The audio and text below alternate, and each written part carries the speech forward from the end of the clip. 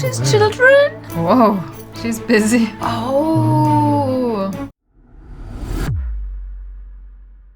Jai Mata Di, World Razor, Sabina and Roger here. Let's watch Navdurga, the meaning of different days of Navratri, with Dr Vineet at the Ranveer Show. Oh yeah, make sure you hit that like button for Maa Durga. Jai Mata Di. The Navdurga actually represent the evolution of a woman, through the different stages of life. Interesting. Yeah. And that's how it is related to the world around us. It's not just some obscure goddess sitting in some different world. You can see it happening around you, right? So you start with Shail Putri. That's the first form of the goddess. The first day of Navratri is dedicated to Shail Putri. And Shail means mountain. So it is the daughter of the mountain, which is Parvati. Right, so Parvati also means the same, and Shail Putri another adjective to define the same thing. So who was Parvati in our Puranas? Parvati is the wife of Lord Shiva, and she was a rebirth of Sati, who was actually Lord Shiva's wife earlier, and then there's a whole episode, and then she was reborn as Parvati, and she was the daughter of the mountain king Himvan. Okay, so that is why she's known as Shail Putri. Gotcha. So you see, the goddess here is a child. She may not be represented as a child, but she's clearly described as the daughter, right? She's the daughter of the mountain. When you move to the next stage, that's of Brahmacharini. The second day is of goddess Brahmacharini, Beautiful. where she's depicted as a mendicant, as an ascetic. So this is the next stage of life. And Parvati, because she was a rebirth of Sati, she was born with that burning desire of obtaining Shiva as her husband again. And as a teenager, she started to materialize or manifest that dream, right, by doing deep penance, tapasya. And she was a brahmacharini in that form. So she's that, teenager or adolescent who knows what she wants in life. And she's working towards it. That's the next stage of life, of evolution for a girl, for any person rather. You are in your childhood, you are recognized as the son or daughter of someone. In your teenage or in your growing up years, you start forming some ideas about yourself, and you have some aims in life, forming, taking shape, right? The next form of the goddess, the third day, is Maa Chandraghanta. This is the form of married woman, married Parvati, who busy. has, who's sitting on a lion, and she's holding all the weapons of goddess Durga, right? So sometimes she's, Chaturbhuji, sometimes she's Ashtabhuji. I mean, she has 8 arms or 4 arms or whatever. She's carrying the arms, the weapons of the different gods. So she is the accomplished woman, this is the next stage of her life, where she's matured into a woman who is into a successful marriage, right? She's happy. And the next form is of Maa Kushmanda. Again, very similar depiction, but there's one very beautiful change in the things that she holds. Besides the weapons, she's also holding a pot of honey. Oh. Okay. So honey, or, a kalash has, it represents a womb in Hinduism. It represents the garbh. So she's moving to the next stage of life, which is motherhood. And the next form is of Skandamata. Skand is Kartikeya. She's children. So mother of Skand. She's literally the mother of God. So that is the first time the goddess is depicted as a mother. Kartikeya is the god of war. Yes. Kartikeya is the god of war, and he's the son of Shiva and Parvati.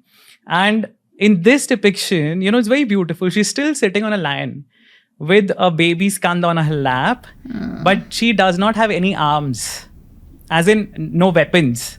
She does not hold any weapons in her arms. So it shows the nurturing aspect. She's graduated from that level of being an independent woman to a married woman with certain responsibilities. Now her focus is her child, which is what happens, right? As soon as a kid is born, a mother's attention, the child is the mother's world, for at least couple of years. But if we assume that is the end of it, that's, we're mistaken, because the next form takes her into the most popular form of the goddess of Durga. The 6th form is of Maa Katyayini. That's the name of goddess Durga.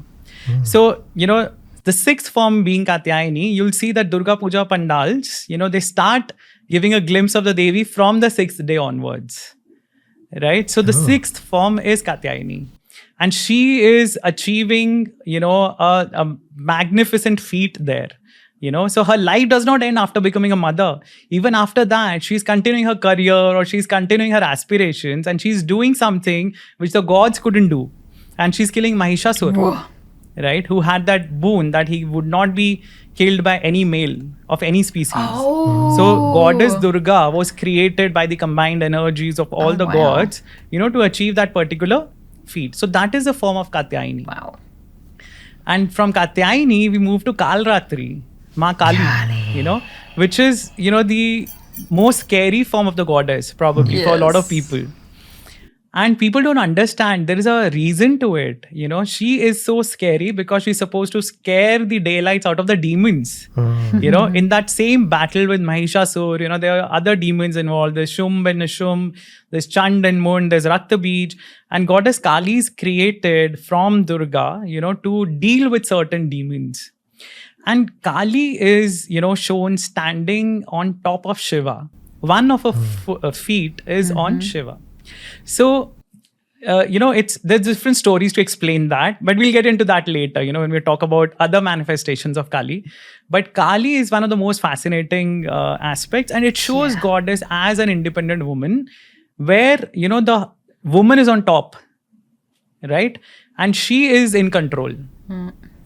And from Kali, after the goddess has achieved all these, accolades, and she's done whatever was required of her and whatever she probably wanted to do herself, she attains the form of Mahagauri.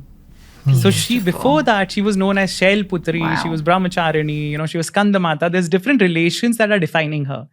But now Gauri, has become Mahan. She has gained importance. She has gained recognition in the world, and she's become Mahagauri. Wow. And then the next form is of Siddhidatri, which is very close to Lakshmi, the form of Lakshmi, where, it's in all the forms of the goddess, wherever there's a progression, you see the last form is of Lakshmi. So that probably shows that, whatever the strife in your life or whatever challenges you're dealing with, the ultimate aim is for that self-actualization stage, where you're calm and quiet and peaceful and you have everything going right for you. And Maa Siddhidatri is actually depicted being worshipped by the gods, the demons, the rishis, the manavs. So everybody bows down before her. So I find it very beautiful, and I think it kind of resonates with what we see in the society around us. Women are performing so many different functions. They take care of home, they take care of their work, and a lot of women sacrifice their career, for raising children or whatever. But these goddesses teach us that life need not end there. You can pursue your dreams. You can actually become someone that you were never before, right? And yourself, get self-actualized and achieve something for yourself beyond the descriptions that the relations put you into. You're not a daughter anymore. You're not a wife anymore. You're not a mother anymore. You are you, right? So that's the beauty of the Navdurga. Wow. Jai Mata Di. I love this video. Oh, tell me why. Because of the meaning of the Navratri. It's a progression. It's of womanhood. Yeah, it sounded like it. So every day represents a different depiction of the goddess. Amazing, through her transition, from one form to the other. So very beautiful, very meaningful. And then how she gradually becomes, Lakshmi. So that intertwining of the divine feminine, all being aspects of the one. And then even, her formation of all the most high deities giving their powers to create Maa Durga to begin with. So she's a combination of the highest in order to defeat that one demon. Yeah, wow. So, very cool. But I love how, of course, how, just the representation of the divine feminine as such a high goddess. Oh yeah, and then it popped into my head right when he was talking about, of course, Parvati. So Parvati is the mother of Ganesh. So that's why Yeah. Ganesh is there, perhaps. In all the other Oh, and in the Kartikeya? in the Pandals. Yeah, but Kartikeya wasn't so much in the other ones. It just seemed that one form where he was Oh, of course. riding with her. Okay, So I'm okay. wondering why he's omitted in the Pandals. Oh, yeah. Or maybe we just didn't notice him. But I guess so Parvati is related to Ganeshji, but Maa Durga, well, because they're connected, they would also be. Anyways, if somebody wants to clarify, let very us know about that. I have a question. So, during marriage, she was wearing the marriage phase, and she had many arms. Arms, carrying arms, weapons. Why? Why again? Why during marriage? Yeah, I'm not too sure about the progression. But then once she had the kids and there was no armaments, I know, but I don't know. I just like, I'm not too sure. because we're married, and I don't know. It could also symbolize, because marriage brings forth so much Love. So much peace.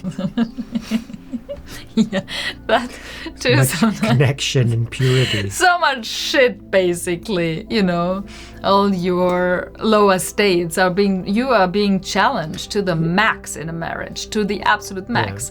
We're talking about a Western marriage. Might be different for Eastern marriages. Maybe. I think it's very similar, just that you might be dealing with it differently. But maybe that's why it's like, it can be a very wrathful, very intense time where you literally have to have weapons to cut down the ego and put it in check. Oh yeah. That's where I was trying to get at. Yeah. Yeah, so good point. So to keep in mind that when we're talking about these deities, and of course when you mention Ma Kali, the most wrathful form, and then people seeing that for the first time and be like, what is happening? That's a goddess? Yeah. Right? So to keep in mind that these deities and even the weapons that they're wielding are all about defeating the ego, right? Yeah. So surrendering that to that and then calling upon the higher deities to help us with that task of letting our limited selves go so we can rise up the levels, hey? Yeah. Yeah, sounds good. Beautiful. Let's rise up, friends. So thanks, guys. Let me know what I got wrong in the comment section. And I don't know. I don't understand all of this. Obviously, it's very complicated. It is not easy to understand, but what's the essence that we can take away? Yeah. Life has many phases. We are going through all kinds of different roles we are playing within our life, and we have to settle and understand the role we're playing, not get attached to it, but just own it too, in a way. Live up to it, to its potential it provides, and be okay with that. And then when our roles change, be okay with that too, and just like flow through life with our focus on the divine, on God, surrender everything, all actions towards him or her. And then, wow, Brahmic bliss at the end of our lifetime. And we served a lot of people if we live in that way. So we wish for you to live in that way. And much, much love. Yeah. Peace. Nice. Peace.